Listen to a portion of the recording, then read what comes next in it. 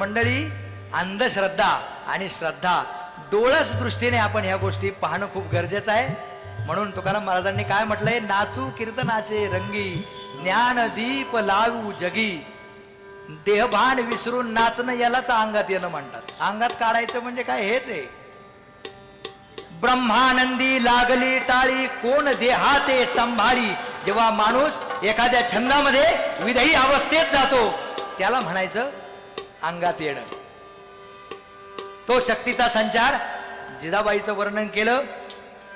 आपल्याला या ठिकाणी पोवाडा घ्यायचा आहे. धन्य धन्य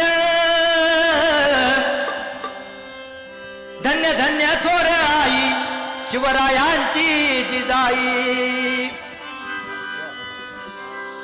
धन्य धन्य थोर आई, शिवरायांची जिजाई.